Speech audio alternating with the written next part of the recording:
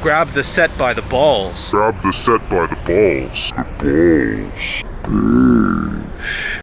Should you train to failure? Amazing calves. Holy shit. Alright, so I want to make a case study of a set that I did yesterday.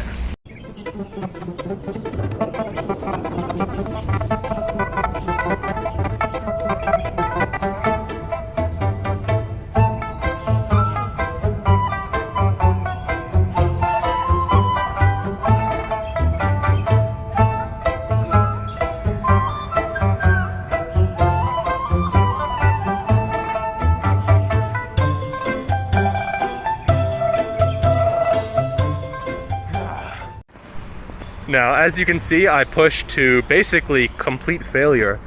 Actually, technically, I'm past failure as I'm, swinging and cheating a little bit to get myself up. So that's actually technically past failure to get those 17 paused pull-ups. Pause for some of them. So, for the sets after that, I could only get like 6 or 7 or 8 reps. I was just so completely destroyed from that one set that it really impacted my performance afterwards. So that means for the whole workout, my volume was lower than it could have been, which for muscle growth, probably not that good. However, I think in some cases, training to failure is actually optimal. So in this video, we're gonna go over exactly when training to failure makes sense. Another bad thing is that your risk of injury is much higher. And this is going to be particularly true of the big compound free weight movements. If you're pushing a squat or a bench press or a deadlift to failure, your risk of injury goes up quite a bit. I've never seen someone, get injured when they are 3 or 4 reps away from failure. Usually it happens when you're going right up to failure. That's when a pec pops off, or a shoulder goes, or your hip blows out, or your back does weird things. Another bad thing is that it impacts your technique. During those last few reps, when you're very close to failure, usually your technique changes a little bit. Either, maybe your elbows flare out a bit on bench press, or your back rounds a little bit on the deadlift. But these subtle changes, or sometimes not so subtle changes, they can really impact your technique and your strength in the long term. Another factor is the recovery time. So when you're pushing really close to failure or to failure, the recovery time goes up exponentially. So if you keep a few reps in the tank, you can actually recover faster and you can train more frequently. So if you go to failure, you might take 3 or 4 days to recover, but if you don't go to failure, maybe just 2 days, or even just 1 day in some cases. So because of this, you can do more frequency, and you can potentially get some more gains. Another negative aspect to this is the hormonal aspect. So when you push really close to failure, or to failure, hormonally, that is a little bit different than holding back. So when you push really hard, it spikes your adrenaline. You might say, Geoff, that's awesome, I love adrenaline. No, you don't. If you knew what it does, you would not love it. So this actually impairs your recovery, especially the adrenaline and the cortisol. This fight or flight reflex that gets triggered is not good for recovery. It might help your performance slightly, but it doesn't really help your long-term progress, which is what we care about. Also, training to failure is very mentally draining for some people. It varies from person to person. It has a lot to do with your neurotransmitters in your brain. But for some people, it really impacts their sleep, their mood, their psychology, and for them, they should definitely avoid training to failure. And finally, it's dangerous. So I'm actually not talking about an injury, like you hurt your elbow or your wrist or your knee or something. I'm talking about life and death. Every year, a few dozen people in the United States alone pass away from bench pressing. Usually this is at home, Usually this is males because we like to do dumb shit.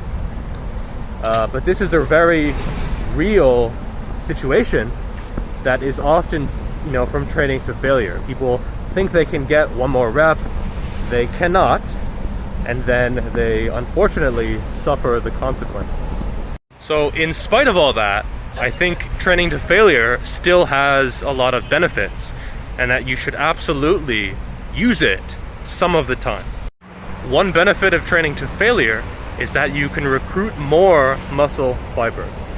Now, this isn't always the case. There are other ways to recruit all of your muscle fibers, but training to failure is one of the best ways to ensure that you are using 100% of your muscle fibers. If you never actually go to failure, a lot of the times you don't really know how close you are. So I see a lot of people, even YouTube, fitness people with millions of followers, they don't actually know where failure is. They'll say, oh, I did a set of 5 and I had one rep left, when they actually had 2 or 3 or maybe even 4, because they never actually push to failure in their training. Maybe they're afraid of some of the negative consequences, but if you don't actually push it close to failure, you really have no idea where failure is. Another benefit of training to failure is that you can use lighter weights. So if you're using 30 or 40 or 50% of your 1 rep max, you really should be going to failure in order to see any kind of benefit from a muscle growth standpoint. If you're just sort of not going anywhere close to failure and you're using light weights, you're probably going to get nothing out of it. But when you go to failure, suddenly it becomes a viable strategy. Another benefit is that you can use it to overcome plateaus. So if you've been stuck with, 3 sets of 10 on the bench press with 100 kilos, and I say to you, you have 1 set, only 1 set, do you think you're gonna get 10 reps? No, you're probably gonna get 12 or 13 or 14 or 15 or maybe even more, just because you only have 1 set to failure to make it happen. So this is a really good way to mentally smash through a plateau. Another factor is muscle damage and soreness. So there's no doubt that pushing to failure will cause more of both of these. In some cases, you don't want this. In other cases, you do. This can actually activate satellite cells, which can activate new muscle growth. Now, I wouldn't train this way all the time. I don't think really trying to get muscle damage is always a good thing. But in some cases, if maybe you're about to go on vacation, that can really be a good strategy. You're going on vacation, you might as well mess yourself up, and going to failure is a good strategy for that. Another reason would be if you are busy. If you are, very, very busy, you don't have that much time to work out, it might make sense just to do 1 set to failure instead of trying to do many sets, not to failure. Another good thing is that it is mentally stimulating. So I know I said it was mentally draining before, but for some people, just the act of going to failure really gets them, revved up and going. And this is me. I actually enjoy going to failure. I actually feel really good going to failure. Like I accomplished something, like I gave it my best, like I really went for it, and I, grabbed the set by the balls. Am I gay? What? No. But I really feel good about pushing to failure. So anyway, my personal recommendations for training to failure are mostly exercise and situation dependent. So squats, deadlifts, bench press, I never fail. Or if I do fail, it was a mistake. But I never intentionally fail those movements. They're too risky, they're already very stimulatory, not worth failing on, ever. So that's tier 1. Tier 2 is going to be stuff like pressing, stuff like a bent over row, stuff that's a little bit lighter and it's a little bit safer to fail on. Maybe like a dumbbell bench press. If you fail a dumbbell bench press, it's okay. You just let them off to the sides. like, you know, you're a bus driver or something. On a press, you go up, you fail, it goes back down, you put it back in the rack, not a big deal. So for these kind of compound movements, but that are a little bit safer, I will sometimes push to failure. Finally, a tier below that is going to be your free weight isolation movements. So on something like a lateral raise, it's very, very safe. I almost smacked that person in the face. Bloopers. So on something like a dumbbell lateral raise, I almost always fail those. I can't remember the last time I didn't push that to failure. If you're not pushing those really, really close to failure, then you're not going to get optimal gains from them. It's stressing such a specific area. It's such a safe movement that if you don't push to failure, you're really not training optimally, in my opinion. And this would also include machine exercises like a leg extension. Are you going to get hurt from a leg extension? Probably not. And you should probably train to failure because it's an overall less stimulatory exercise.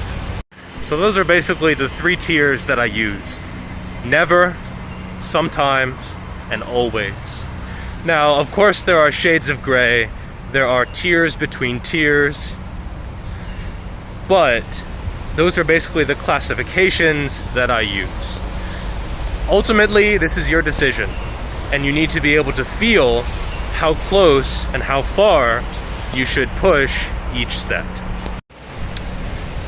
Goodbye.